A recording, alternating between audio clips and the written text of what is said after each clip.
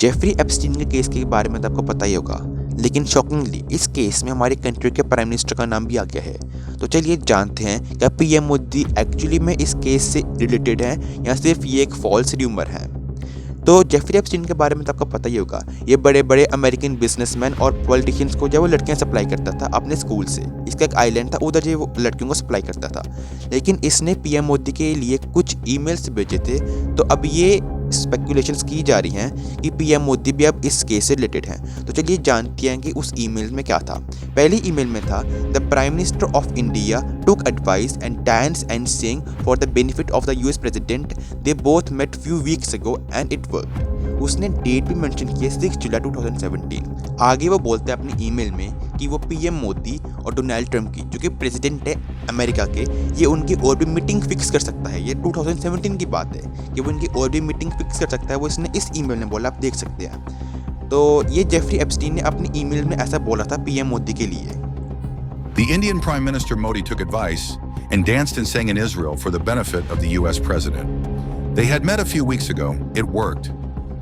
MEA ministry of external affairs ने deny किया Epstein के क्लेम कि यूएस ने रोल प्ले किया है पीएम मोदी की 2017 वाले इजराइल विजिट में। उन्होंने बोला, these are trashy ruminants of the convicted criminal.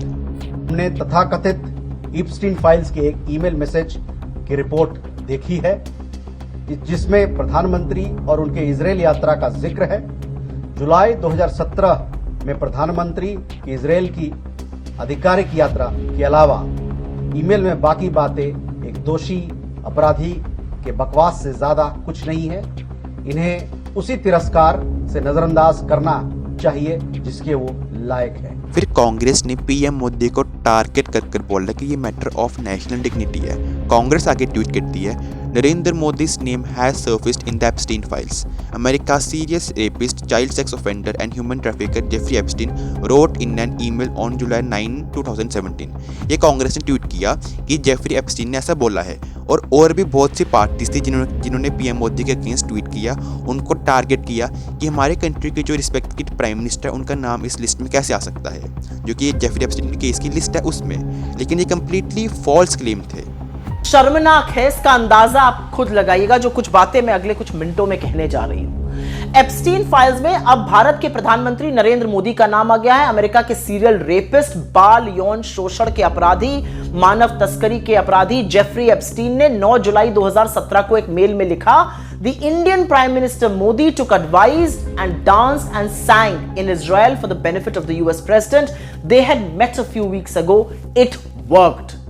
जिस इजराइल विजिट की बात की जा रही है वो ये है जिसमें कि हमारे देश के प्राइम मिनिस्टर जो थे वो बेंजामिन नेतन्याहू से मिलने के थे इजराइल में 2017 में। I know that we can do even more, even better together. Welcome to Israel, my friend, Prime Minister Modi. Shukran. Thank you. तो गाइस आप यहाँ पर देख सकते हो, ये पीएम मोदी की नॉर्मल विजिट है इजराइल में। इस विजिट को कोई भी हाइप करने की ज़रूरत नहीं है।